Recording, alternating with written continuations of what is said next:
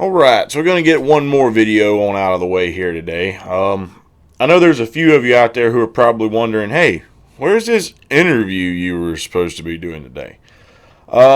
As of last night, everything was good to go. And then earlier today, we got a message from the guy that was going to be coming on, basically saying that he wasn't going to be able to make it on the program. So it got canceled at the last minute, unfortunately. So that being said, I said, okay, you know what? I'm not just going to leave it at a video for a day that I have off talking about, old dude earlier. Okay, we're actually going to talk about something that has some actual importance, not just, the entertainment factor. Okay, let's talk about something that actually matters. Okay, and that being said, for those of you who watched my podcast that I did when I went on Big Talk, Little Talk yesterday with Israel, I made mention of something. And that was that there was indictments that came out against the UAE for trying to, give money to campaigns. Now, I had not read up on very much. I'd watched a brief video RT America had released about it, but I hadn't really read up anything, tried to find anything online about it. And so I said, you know what?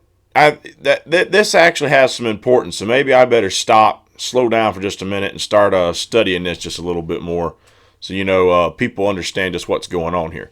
So with that being said, I want to take you to an article. We're going to read right here off the screen, and so you can hear this for yourself. Let's take a look. The New York Times. Indictment details how Emirates sought influence in the 2016 campaign. This, as I said, from New York Times here. In charges unsealed this week, the Justice Department laid out new elements of an effort by an American ally to buy access in Washington. The donors referred to their campaign contributions as baked goods, usually baklava. They called Hillary Clinton our sister or the big lady.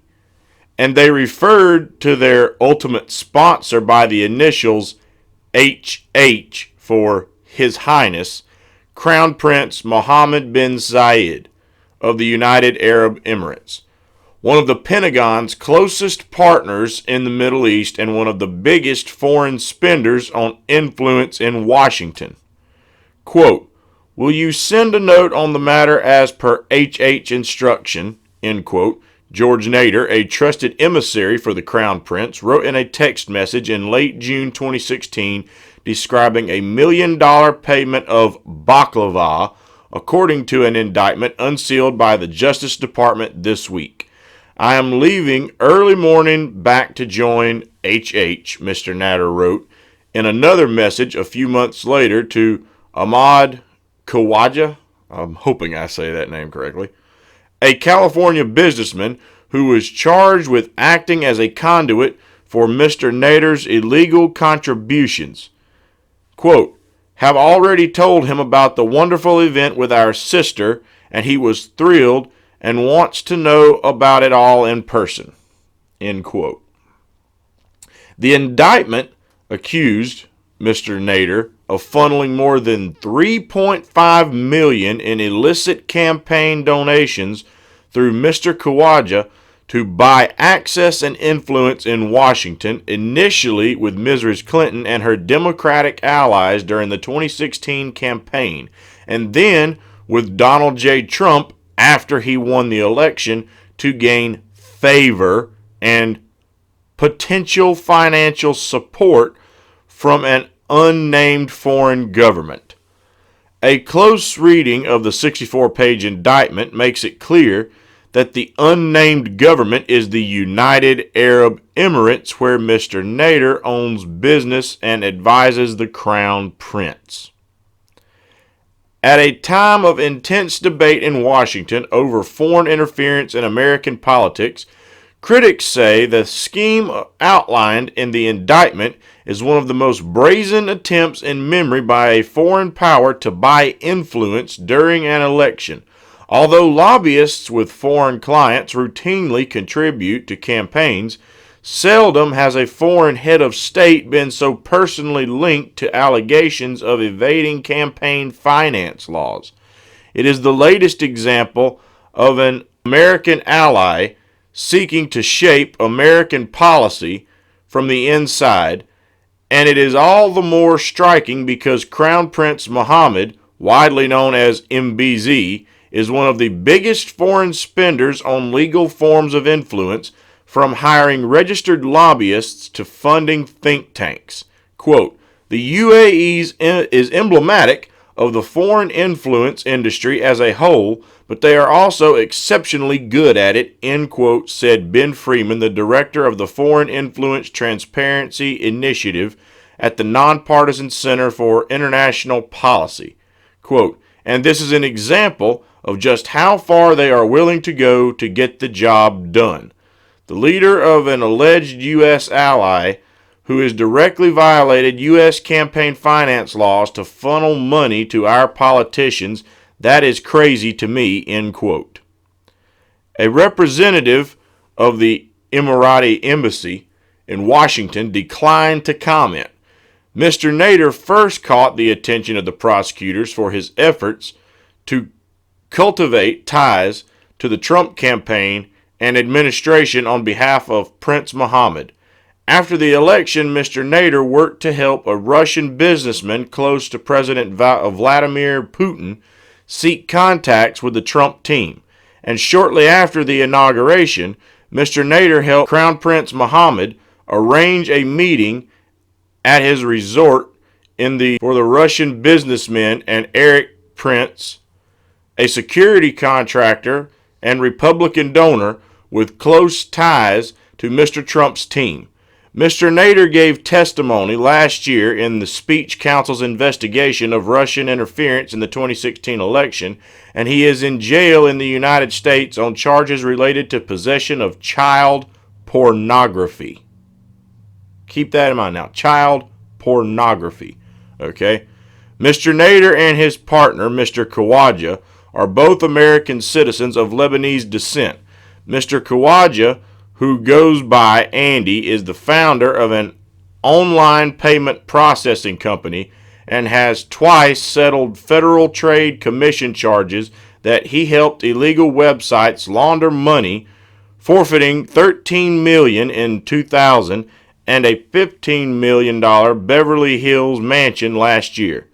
He is also flamboyant as his company grew.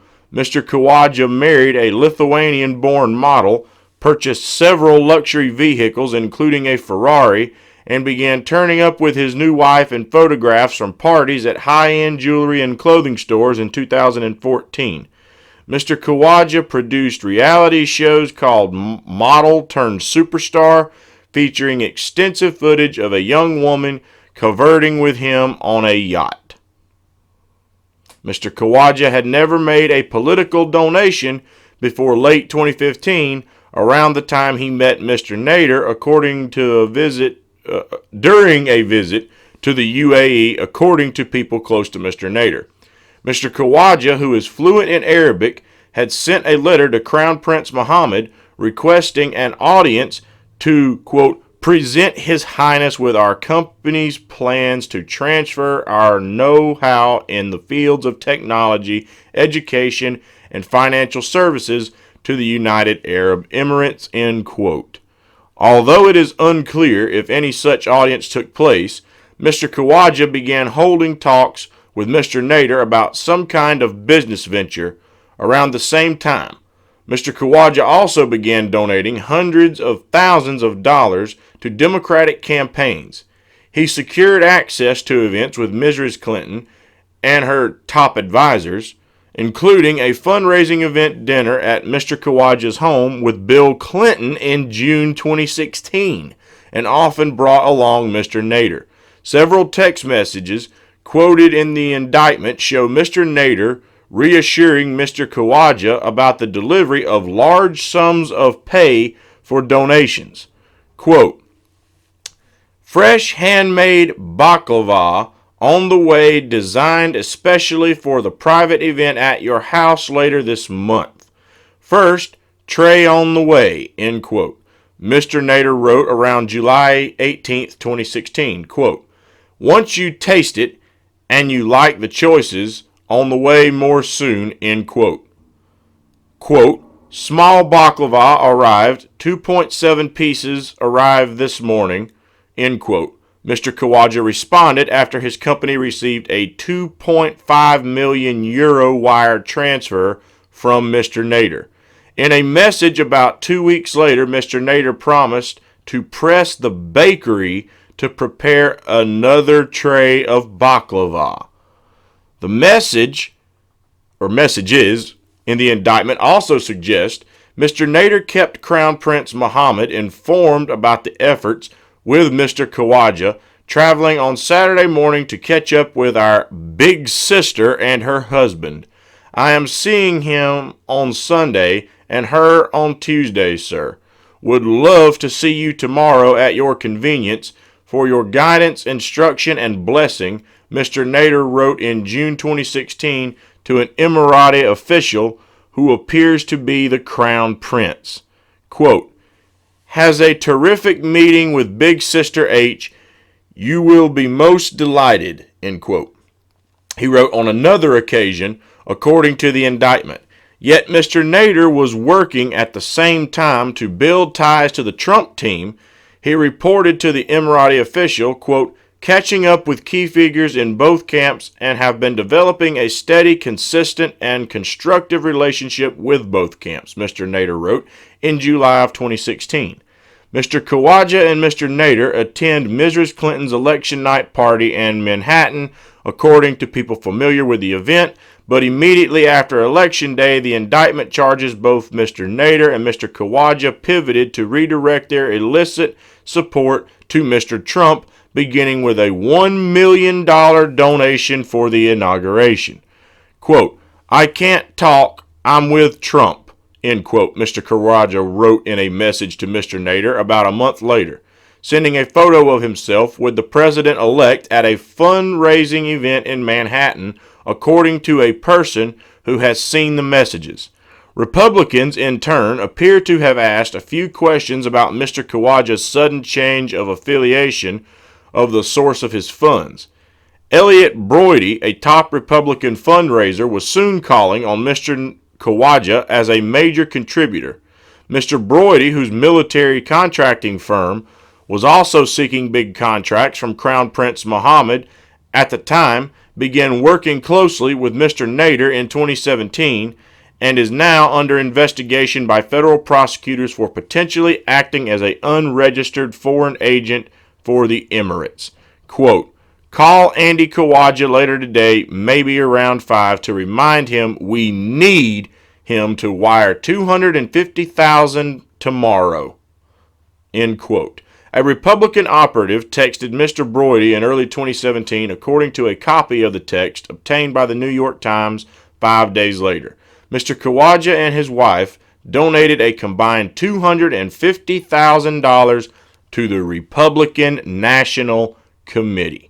Quote, "Guess we know all the money is green at RNC," end quote, Mr. Broidy later texted a Republican Party staff member after learning Mr. Khawaja intended to give even more. Quote, "Ask for the max out balance remaining and make sure M.M. Khawaja gets invited to the White House holiday party," end quote. So, what the hell is the takeaway from all that? It is 2019. Going all the way back to 2016, we started hearing about the Russians. Okay? We start hearing about Russians hacking the DNC. Russians, and then when Trump gets elected, they ramp up, the Russians interfered in the election. The Russians interfered in the election. They were in the tank for Donald Trump, and they were trying to get Donald Trump elected. And what have we found during the time that the mainstream media and the intelligence agency, and they've all just been pointing finger after finger after finger after finger after finger at the Russians? What have we learned? Well, we learned that the only people who definitively had connection with the Russian intelligence and whatnot was the Clinton campaign through the Steele dossier, because Christopher Steele used contacts in Russia and possible Russian oligarchs and whatnot to try and gather the supposed dirt he came up with, which has been debunked. So that's the only clear connection that we found. Now, you've got the Trump Tower meeting, but nothing really came out of it, and obviously Bob Mueller did not charge Donald Trump for colluding with the Russian government.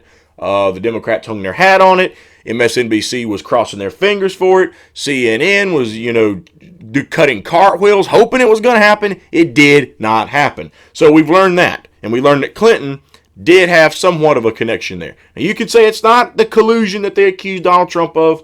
We can debate that, but I'll play devil's advocate and say, okay, you're right.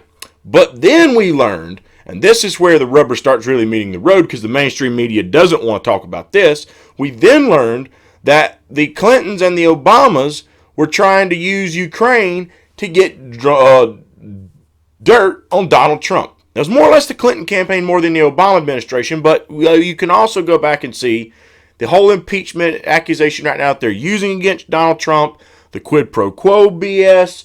Joe Biden did the same thing and admitted he did the same thing more or less by saying, if you don't fire a prosecutor, we're not giving you money. Okay? And again, that prosecutor was rumored to start an investigation into a gas company his son sat on the board of, and he had no experience in gas. If you don't smell a rat in the room, maybe try some nasal spray. Okay, because that stinks. That is foul. Okay, so that's the second thing we learned. Now, what's the third thing we've learned? Okay, in the last 3 to 4 years, we've been hearing about all this effort to interfere in our elections. And all of these Democrats have been pushing back that we need to secure our elections. No outside interference. Blah, blah, blah, blah, blah, blah. And they're literally trying to put Donald Trump before a firing squad here, saying that he had no right to, according to their argument now, ask a foreign government to get dirt on a political opponent. Even though records show Hillary Clinton was trying to do the same thing with Ukraine on Donald Trump. They clearly did it with Steele to get that false dossier, which they then used to take to the FISA court to get a FISA warrant to spy on Carter Page and the Trump campaign. Okay?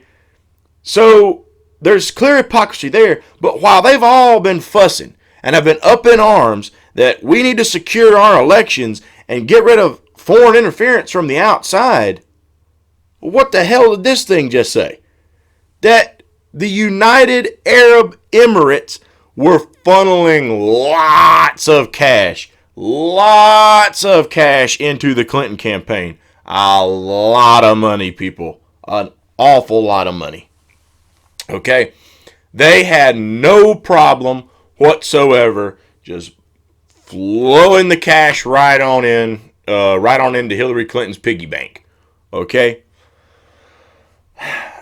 And then when Hillary lost and they were in real deep with Hillary Clinton, okay, they then turned their attention to Donald Trump. Now, I want you to think about just how corrupt that looks. While we've been hearing about Russia and Vladimir Putin and, Trump being Putin's puppet and whatnot, you've got these clowns doing the work of the United Arab Emirates, attending Hillary Clinton's election night party, also coming and donating to White House inauguration when Trump won, even pictures with Donald Trump, okay? And they then start handing money over to the Republicans. This is literally the damn corruption that people like me and many others have been talking about for quite some time. They buy both sides. And let me say this. It's no better, but it's one thing. It's one thing when frickin' Wall Street and Big Pharma and the military-industrial complex, who are actually citizens of this country, are trying to buy politicians for their own gain. It's no better. It's still a legalized bribery, and it's still bullshit, and it's still corrupt as all hell, and it should be outlawed. Okay? There's no question about that. But it's one thing when it's people that are a citizen of this country doing it. Now we're literally talking about money being funneled in, violating campaign finance laws from other countries, trying to buy both sides. And meanwhile, we've been hearing about, oh, we don't want this. We don't want this. No, no, no, no, no, no, no, no, no. We don't want foreign interference in our elections. And we have not heard one damn thing about this. Why? We've heard about the Russians for 3 to 4 years. They won't shut up about them. We heard about them. Why didn't we hear about this? I can only draw one conclusion from it, and that's because this has probably been going on for quite some time. And all of these jackasses sitting over on Capitol Hill who don't want to talk about these things, don't want to talk about them more than likely because they probably got their damn hand in the cookie jar. They've probably taken some of this money at some point in time. Now, I'll say it again. The mainstream media does not want to talk about this. New York Times reported it, so we'll give them that. Have you heard this on Fox News, CNN, MSNBC, CBS, ABC, NBC, CNBC, Fox Business, anything? Have you heard it anywhere else? I haven't. I haven't seen one clip about it on YouTube. Nothing. There was one other group who reported on this. RT America. Now, how does that look when a news organization that the rest of the mainstream media wants to dump on because it's funded by part or in full, it even says it on YouTube, by the Russian government. Yet they are exposing stories like this one, and the news that is supposed to be informing the American public, no, we don't want to talk about that. Let's just talk about the impeachment some more. Let's be clear. I say again, they're not going to cover it because these politicians have probably all been guilty of it. It's probably a big reason why they don't want to talk about it. Okay, but furthermore than that, I think another problem is that they cover this too well. People are going to have sense enough to sit there and draw the comparison and say, wait a minute. You mean to tell me? Because it clearly shows Trump got in bed with them there too. So this it does help Trump and it doesn't help Trump. It does help Trump in the sense they're going to sit there and listen to the fact that the Democrats have been kicking and screaming about Russia collusion, and Bob Mueller found none. Now they moved on to impeachment for the Ukraine deal, even though you've got Joe Biden basically guilty of the quid pro quo thing himself, and he hadn't even dropped out of the race. They're not saying one word about that, okay? That's already helped Trump enough. Then they're going to hear this and they're going to say, wait one damn minute here. You're telling me that Hillary Clinton was basically accepting all this money in ways, I guess, like colluding by taking a bunch of money, violating campaign finance laws? The people from the United Emirates meeting with, old humpy boy Bill.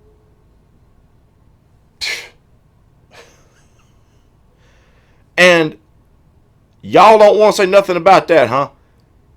You're going to turn Donald Trump into a martyr. That's where you help him. Where you don't help him is the fact, well, some people they're reasonable folks and are not, just tribalists are going to sit there and say, okay, yeah, so you did do pretty shitty, pretty dirty by trying to get us to believe that Donald Trump was this agent and this and that, and then pushing this whole Russia mess. Meanwhile, all this other was going on. So you're full of it. You're probably taking that money too. You're dirty. But wait a minute, Trump. But Trump actually took some up too. So you're all in bed together. Trump, you're just like the rest of them. That's exactly what some people are going to say. Nonetheless, it's going to put a big spotlight on the whole picture and the whole spectrum. And they don't want to see that. Now, before we go, I want to make one final point here. Okay? That point that I'm drawing the connection here with is this. You've got this Mr. Nader guy with the issue of child porn back in the 80s. Okay? He's working as a agent, I guess you could say, to a foreign government to get money into American politics. And him and this Mr. Kawaja guy have had meetings with Bill Clinton. Does that ring a bell anywhere? Someone with a past and a charge on his record of child pornography is having interactions with money in politics with Bill Clinton. And what did we just learn a few months ago about the Clintons, and particularly Bill Clinton and Jeffrey Epstein?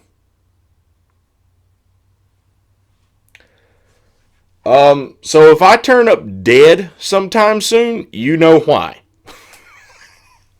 Because I'm getting into the dangerous territory of exposing things like that about the Clintons, and that's that's when you turned up and how all of a sudden you've had a botched robbery where they didn't steal anything off of you, you just got killed, or you suicided yourself. So yeah.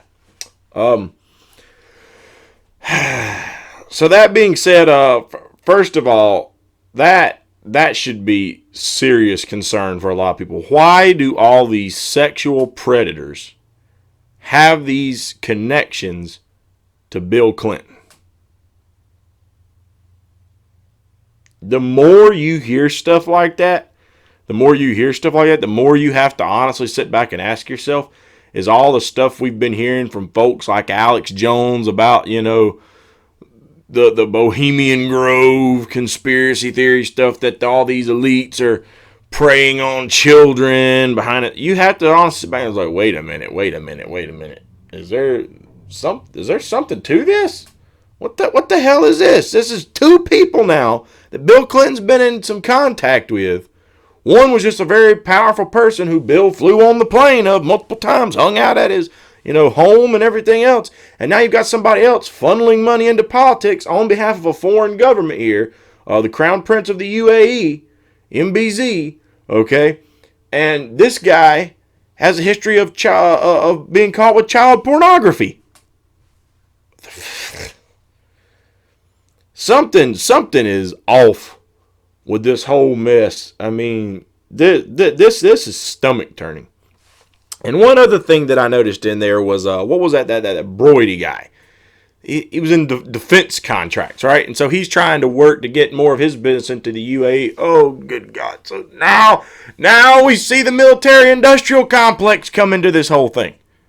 Now the military-industrial complex can flood out here. So we've literally, within one article, we see a very, very ugly side of politics behind the scenes, where you've got literally people who've been caught with child pornography colluding with politicians to get foreign interference into elections, and people that they're working with, defense contractors, so they can get more of their crap into other. Oh, good God. Oh. This, in my opinion, is big news. Really, really big news. Okay? This is, in one article, a nice big look at the muck and the filth that is going on behind the scenes in politics in this country. This covers a lot of the corruption that we've been hearing a lot of these jokes on Capitol Hill complain about. What we've been hearing all of these news anchors complain about. But they don't do anything about. I'll say it again. It's Tulsi Gabbard who's got one of the best things I've heard for securing the elections. Yet they don't get behind it. Why not? Why not? Probably because they're in on the festivities, and they're only saying this to try and get the sheep who don't watch channels like this and many others out there who are exposing the truth, or don't do their own homework. They just hear what mainstream media tells them, and then they, yes, Donald Trump is a Russian. Tulsi Gabbard loves Assad, and she works for Vladimir Putin. Yes, Hillary Clinton is excellent. Hillary Clinton should be president. Hillary Clinton will never do nothing wrong. Barack Obama was the savior that this country needed. Joe Biden is the best choice for president right now. And if he doesn't work out, Pete Buttigieg, yes, Pete Buttigieg, we want Pete Buttigieg, yes. They don't want to inform these people, though. They keep pushing their talking points, and meanwhile, more and more people in the country just blindly believe things like that. That's why this stuff is so important. That's why getting this information out there is so important. And mainstream media doesn't want to report on it. They don't want to tell anyone about it. Period. And what makes matters worse is you've got further and further and further censorship on this platform, where they want to suppress a channel like this one, a channel like Secular Talk, a channel like Big Talk, Little Talk, the Radical Independent, the Jimmy Dore Show. But it doesn't just stop with us. It goes into channels that people like me and Big Talk, Little Talk have been critical of. This spreads over into people who I'm really not a fan of, but even when they make good points, people like Pac-Man, people like the Majority Report, people like even, Progressive Voice. They don't want any, because for all the disagreements I have with every single one of those guys, okay, I'm not a closed-minded knucklehead. I've heard things come out of their mouths over time that I can agree with. Okay? I'm not going to just sit here and say, oh, you bad. I don't agree with you. You don't like what I like, so you bad. I don't want to talk to you.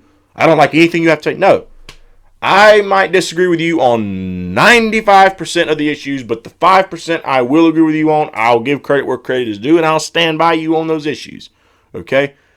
But they want to silence everyone. Everyone. And they should be silencing no one. Let the stuff go out there. If we're doing better than the mainstream media, that shouldn't be cause for YouTube to silence us and warp the algorithms so that the mainstream media clips are the ones that people see first. That should be incentive for the mainstream media to tell the freaking truth. Because you know what? If they were telling the truth, if they were telling the people stories like this, somebody like me wouldn't have a snowball's chance in hell of getting much of an audience. Why would you want to see someone in a room in his house with a setup that, cost me a few bucks to put together and some spotlights, talk and ramble on about this crap, when you can just tune into the TV and listen to the news, and they're going to tell you the same thing with a much more professional tone. They will report the news. They will sound much more professional than this old southern redneck in South Carolina will. Okay? They just watch the news. They tell you the truth. Go tune into like what Walter Cronkite used to be many, many, many years ago, and then you would hear the truth. People like me, Jimmy Dore, Secular Talk, all these other YouTubers, and the little channels, Radical Independent, Big Talk, Little Talk, Sophia Zaldivar, Nico House, we wouldn't have what we have. The reason that people want to watch this for their news is because we're not bought and paid for. Well, some YouTubers are taking money and a little bought and paid for, but this one isn't, okay? This one isn't. Radical Independent isn't. Big Talk, Little Talk isn't. Sophia Zaldivar isn't, okay? We are bought and paid for by the viewers who support our channels and send money through Patreon and whatnot, okay? That's where our funding comes from the people we're trying to inform. And what they do is they then give money to the YouTubers that they enjoy watching to support them so that they can continue to make a career out of doing things like this because they know they're not going to get it from TV news. So, yeah, this one article should be headline news everywhere for what we've been hearing for the last few years, but to tell you just how buried this store is, okay, and this is not a knock on Israel at all, because it's been buried. No one's heard about it, okay? I go on Big Talk, Little Talk yesterday. If you watched the video, you heard this little segment, and this is before I read all the way through this New York Times article, okay? And I brought this up to Israel over on his show. He'd not heard about it either. He hadn't heard one peep, one iota about this. Nothing. Not one thing. I mean, this guy talks about a lot of the same things I talk about. That tells you just how buried that they have this story when, I mean, really, only people I found, the first thing that came was the New York Times, RT America report on it, but no major mainstream media news outlet is covering this, which, in my opinion, they certainly should be covering this.